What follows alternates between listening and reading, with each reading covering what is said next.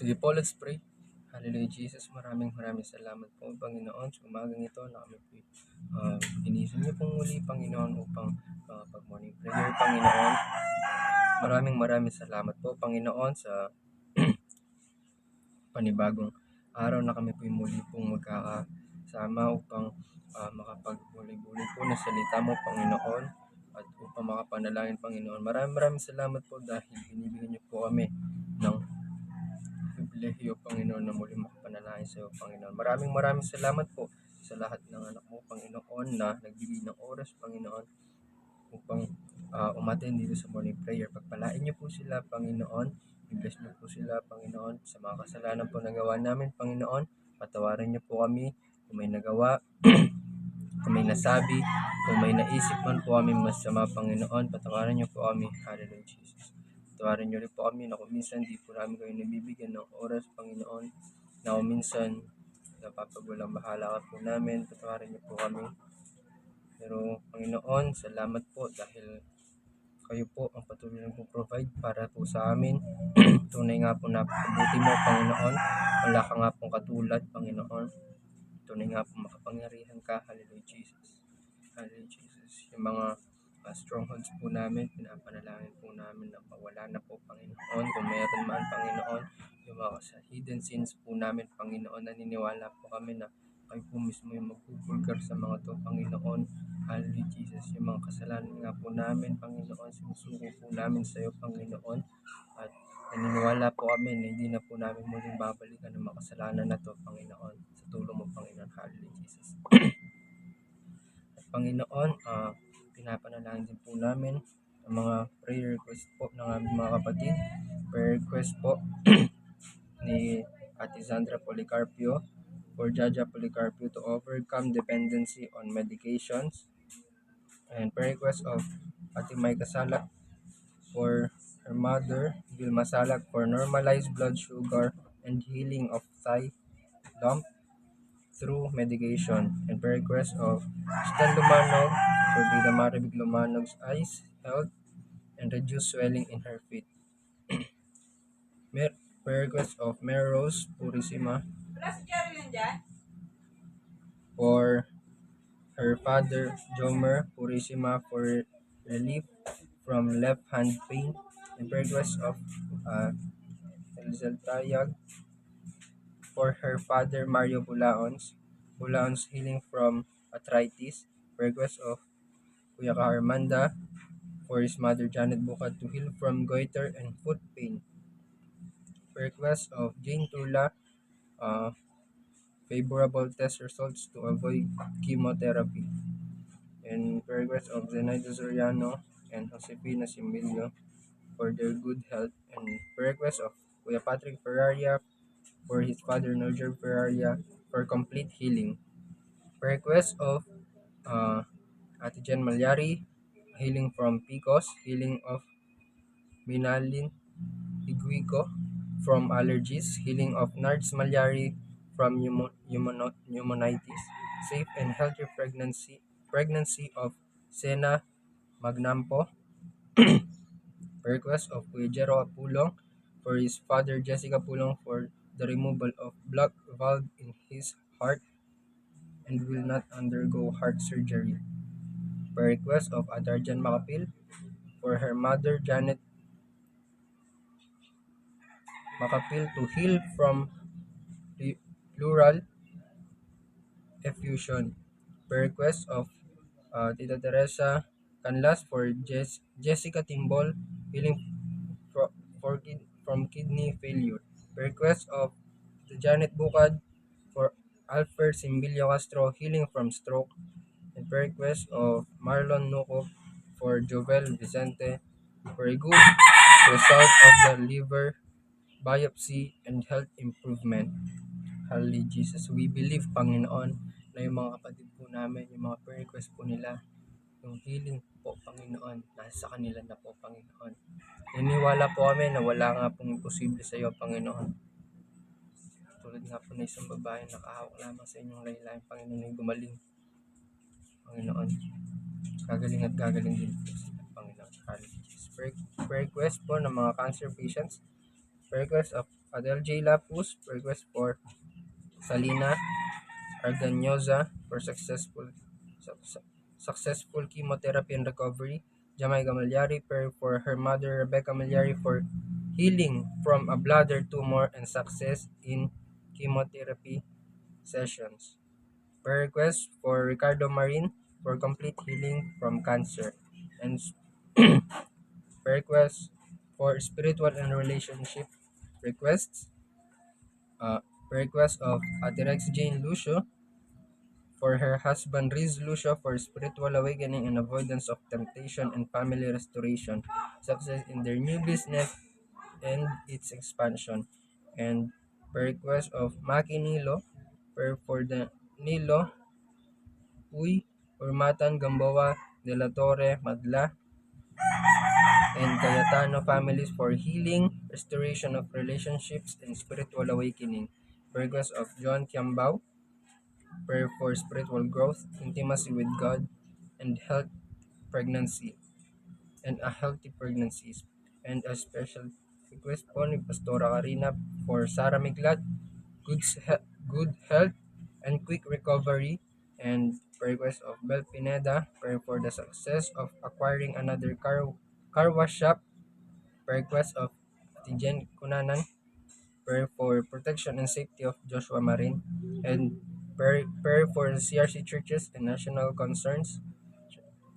Land and building for CRC Santa Maria, CRC Pandakaki, CRC Pandan, and CRC Main true and committed disciple with church multiplication, country and global concerns, protection of the Philippines from the strong earthquakes and typhoons, prayer against the approval of Soji Bill, same-sex union or marriage, and the divorce bill, blessing and prayer for Israel. Hallelujah, Jesus.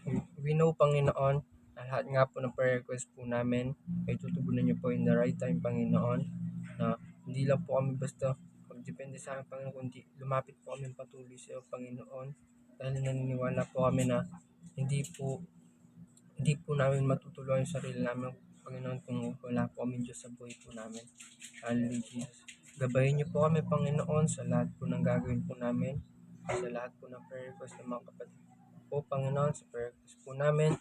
Kayo na po ang bahala, Panginoon, sa amin, na manguna, Panginoon, sa mga decision po namin, yung will niyo nga po, Panginoon, yung mangyari, Panginoon, and maging align po yung decision namin sa yung mga maging align nga po, Panginoon, yung mga plano namin sa plano mo, Panginoon. And Panginoon, gabayin niyo po kami sa buong araw na ito.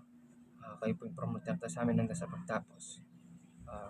We give you all the highest praises and honors and thanksgiving in the mighty name of Jesus. Amen. Yan po. So, good morning po ulit sa ating lahat, no? Before po tayo magsimula, mag-proceed sa word po natin, let's share the live po muna and paki-mention po yung mga friend natin. And yan, sige po. Share mo po muna natin.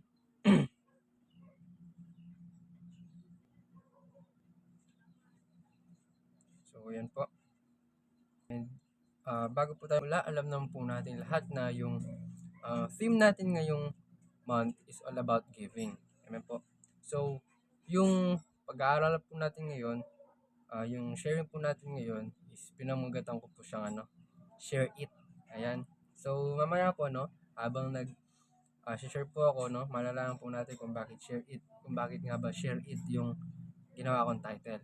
So, to start with po, yung text po natin is mababasa po na siya natin sa Book of Hebrews chapter 13 verse 16. Sabi po dito, NLT version po itong binabasa ko, Sabi po dito, and don't forget to do good and to share with those in need.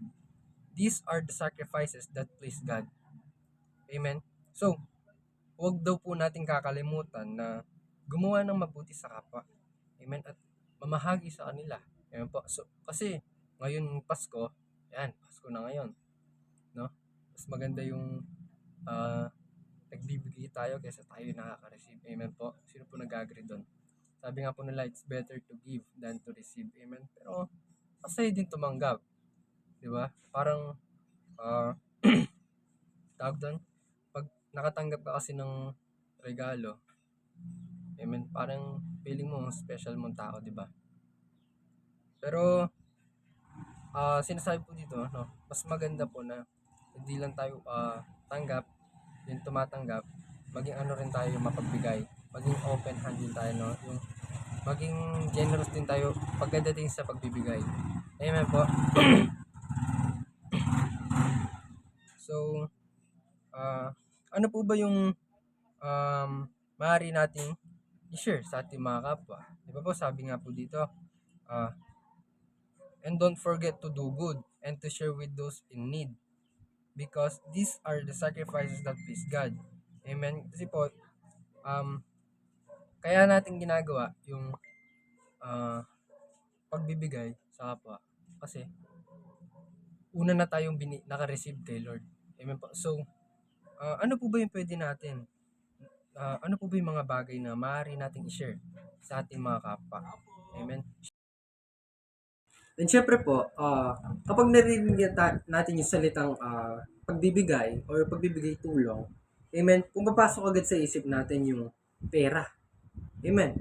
Sino po bang hindi nakakaisip nun? Kapag nakakarinig, kahit nga sa sa service natin, kapag narinig na natin yung, yung giving, papasok sa isip natin agad pera. Amen. Pero, ah, hindi lang po pera yung kaya natin ibahagi sa ating mga kapwa. Amen? Hindi lang po nakabase lagi sa mga material na bagay when it comes sa pagbibigay or pag-share sa kapwa. Amen? Kasi pwede nating i-share yung salita ni Lord sa kanila. Amen? Which is, yun yung pinakaunang kailangan natin. Pinakaunang kailangan ng tao. Amen? Yung salita ni Lord. Amen? Kaya,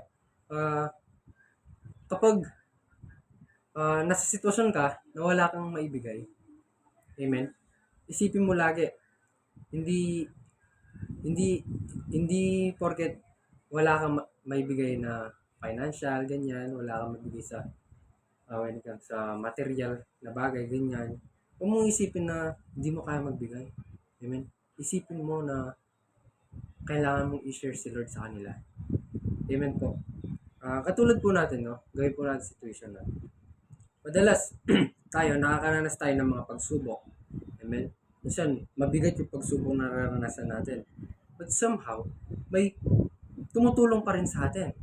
Amen? And sino po yun? Si Lord. Amen po ba? Lahat po tayo nakakaranas ng problema.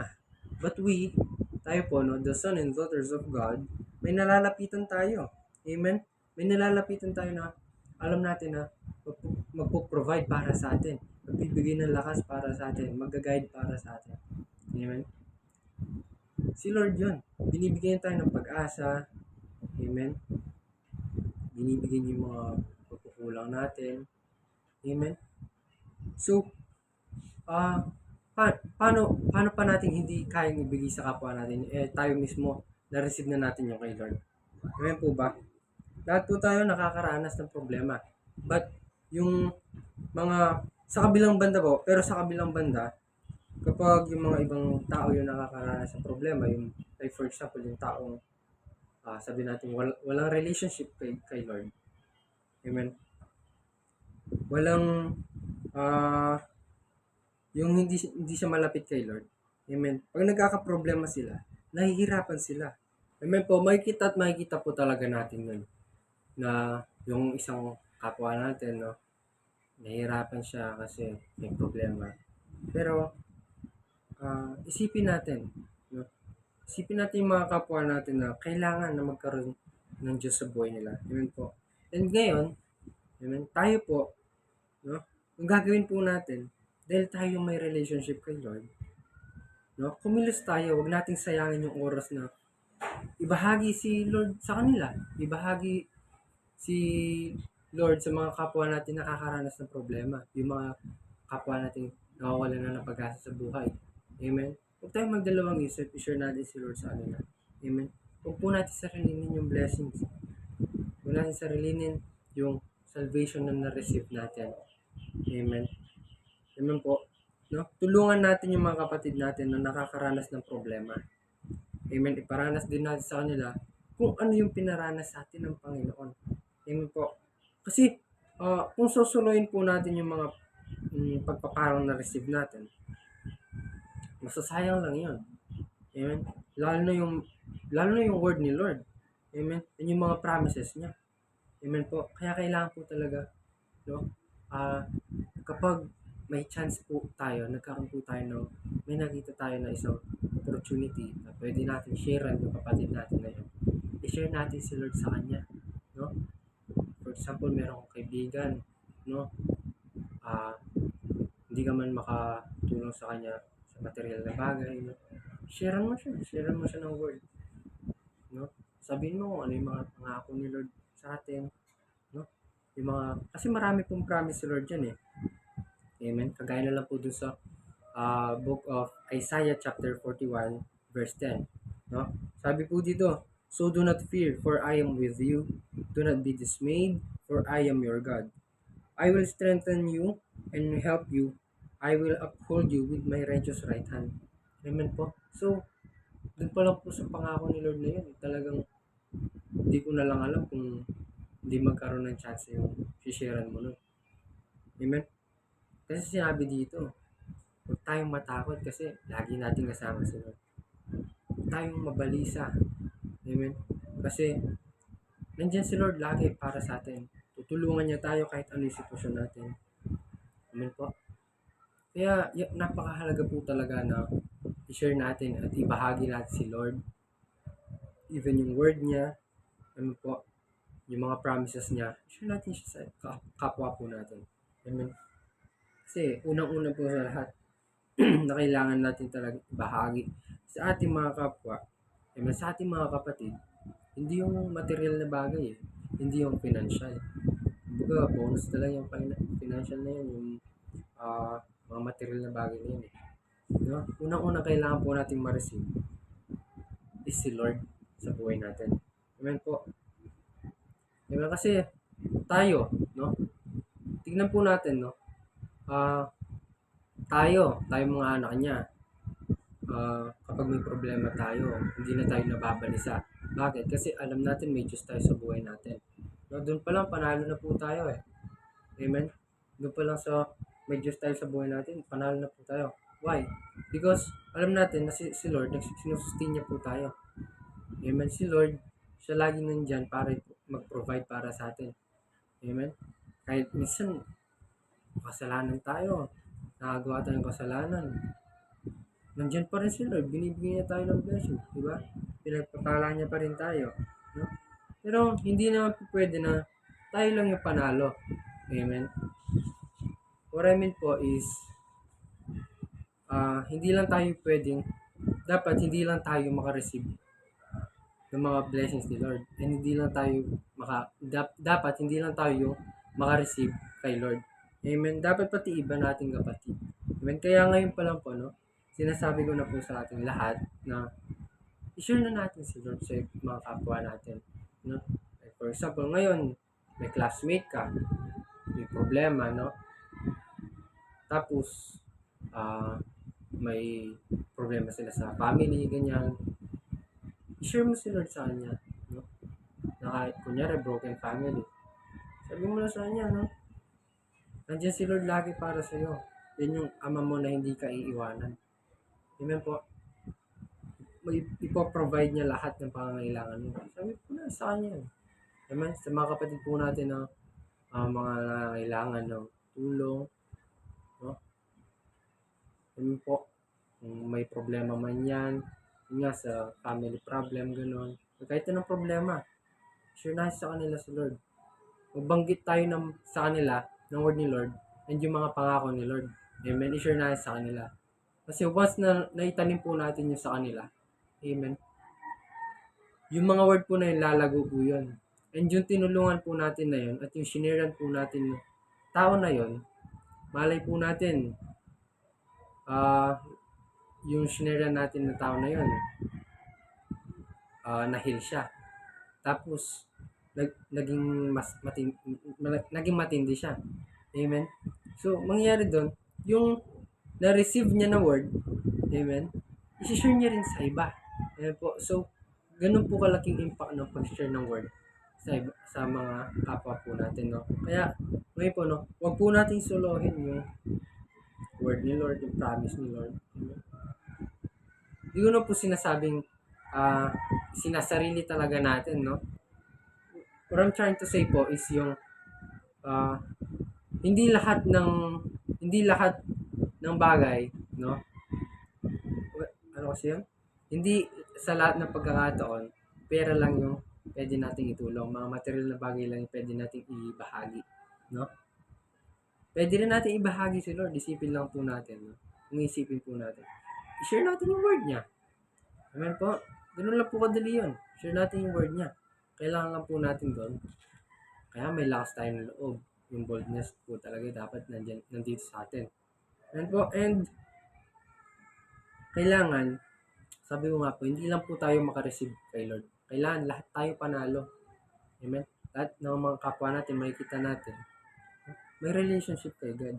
Amen? Kaya ngayon po, no, i-comment po natin dyan sa comment section. Share it na. Ayan. I-share na natin si Lord sa iba. Amen? Huwag na tayo mahiya. No, chance na natin to. Amen? Kanina nga po, do sa bus. Kanina, parang, ano yan, parang, na, hindi naman po sa nainggit. Kumbaga parang, nabilib po ako doon sa isang babae. Kasi umakyat po siya ng bus. Mas sumakay po siya doon sa bus. Tapos, hindi po siguro nagkataon na nandito po ako sa bus na yun. Nag-share po siya ng word ni Lord. Amen. Hindi ko po alam kung ano po religion niya, pero nag-share siya ng word ni Lord and pinag-pray niya po ang buong bus na maging safe sa paglalakbay at maging safe po yung yung mga pasahero at yung driver, pati yung conductor po pinag-pray niya. Amen. Sana maging ganun po tayo, no? Na hindi tayo matakot, hindi tayo mahiya, na i-share si Lord sa iba. Kasi once na share po natin si Lord sa iba, hindi natin alam, yung shinare natin na yun, mabago yung buhay niya, mabago yung buhay niya through God. Amen. Nung simulan na receive niya yung word na shinare mo, mabago yung buhay niya. Amen. And after nun, no, kapag na-share na natin yung word ni Lord sa kanya, no, wala nang mawawala sa atin eh. Amen. Kung may financial ka man, no, susunod na lang yun. Susunod na lang yun yung tulong na yun. Yung mga material na bagay. Pero pinaka-importante po talaga, i-share natin si Lord. Amen po. And yan po, as I conclude, all in all po, yun lang po yung gusto ko sabihin. No? Gusto kong ay parating sa atin ni Lord. Amen po. Hindi po pala ako nagsabi nun. Gusto kong iparating sa atin ni Lord. I-share natin siya sa iba. I-share natin sa iba kung gaano siya kabuti. At kung gaano katindi yung ginagawa niya sa buhay natin. And kung gaano kahirap yung ginawa niya pagsasacrifice para lang maranasan natin yung salvation at kung ano yung sitwasyon natin ngayon. Amen po. Lagi rin po natin tandaan na dahil ngayong Pasko na po, no, lagi po natin tandaan na it's better to give than to receive. Amen po. And it's better to share than to keep. Amen po. Itatak po natin sa isip natin yan. No? Hindi lang po nasusukat yung pagbibigay sa mga material na bagay, kundi share din natin si Lord. Amen po.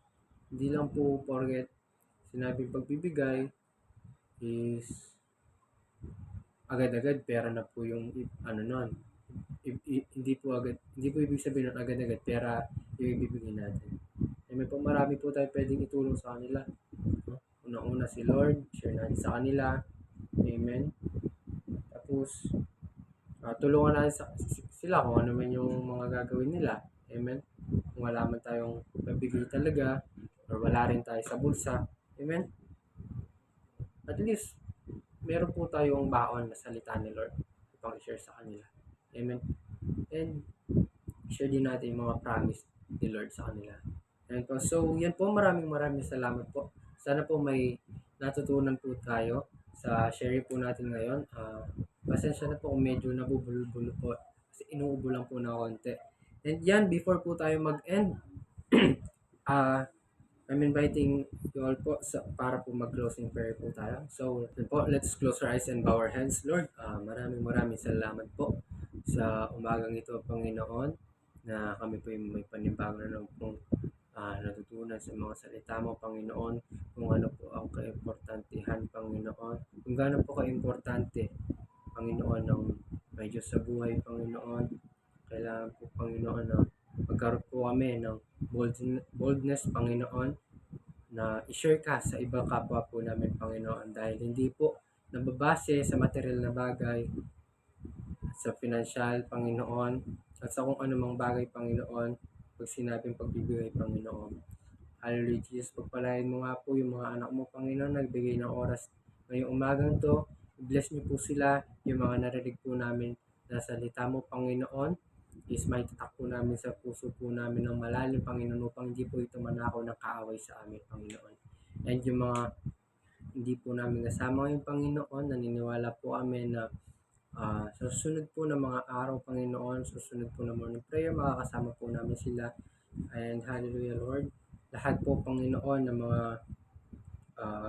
napakinggan po namin ay maibahagi rin po namin sa iba, Panginoon. Hindi lang po kami yung makareceive ng blessing na galing sa iyo, Panginoon. Hindi lang po kami yung makaranas ng panalo, Panginoon, pagdating sa iyo, Panginoon. Hindi lang po kami yung makaranas ng salvation. Hindi lang po kami yung mapunta sa langit, Panginoon, kundi may sama rin po namin, Panginoon, yung mga iba po namin kapwa, lalo na po yung family po namin, yung mga kamag-anak po namin, hallelujah, Jesus, yung mga malalapit po na tao sa amin, Panginoon, ma-sharean po namin sila sa salita mo, Panginoon, maibahagi ka nga po namin sa kanila, Panginoon, upang mas maunawan po nila kung gaano po kahalaga, Panginoon, yung may Diyos sa buhay, Panginoon. And Lord God, sa buong araw na to, kayo na po yung gumabay sa amin. Kayo po yung manguna sa amin, Panginoon. Tinitiwala po namin lahat ng bagay sa iyo, Panginoon. Kayo po yung patuloy na promotekta po sa amin. Maging productive nga po yung buong araw na to, Panginoon. Hindi po matatapos ang araw na to na wala po kami matututunan bagong hindi po matatapos ang araw na to na wala po kaming panibagong matututunan mula sa iyo, Panginoon. Hallelujah, Jesus. Kayo nga po, Panginoon, yung maging center po ng buhay po namin, Panginoon. Yung plano po namin is yung plano nyo nga po, Panginoon, is maging plano na rin po namin, Panginoon. And inaalaw ka po namin na paluin niyo po kami, Panginoon. Kung may mga kasalanan man po kami nagagawa, kung nagiging matigas po ang ulo po namin, Panginoon, hindi naalaw ka rin po namin na kayo po yung kumilos sa buhay po namin, Panginoon. Tinitiwala na po namin lahat ng bagay, Panginoon, pati po buhay namin sa iyo, Panginoon. At ibinibigay din po namin sa iyo yung pen, Panginoon, upang kayo po patuloy na maging author ng aming buhay, Panginoon. Kung aming samot dalangin, Panginoon, bless niyo po kami, Panginoon. Itinataas nga po namin ang pangalan mo. Hallelujah, Jesus, at pinupuri ka po namin, Panginoon. In all this we ask in the mighty name of Jesus. Amen. Amen. Amen po. Thank you po. So, before po tayo mag-end, no? Announcement lang po. Everyday po, morning prayer. Sunday lang po, wala pala. Monday to Friday, online morning prayer. And Saturday, on-site po yung morning prayer natin. 5:30 po yung simula ng online morning prayer, and yung on-site morning prayer po natin 6 a.m. in the morning po. Dun po sa CRC Church po natin, yung physical church po. And yan, crossover youth gig tuwing 4 p.m. po ng Saturday. And Sunday service po 8 a.m. or 8 a.m. or hanggang 8:30 a.m. po onwards. And meron na rin po tayo simbang gabi sa ating church dyan. And nagsimula na po ito noong 16, noong Lunes po. Nag-start po ito tuwing 6 p.m. po. So, kapag po tayo, simba po tayo doon, attend po tayo. So, yun lang po. God bless po. Shalom.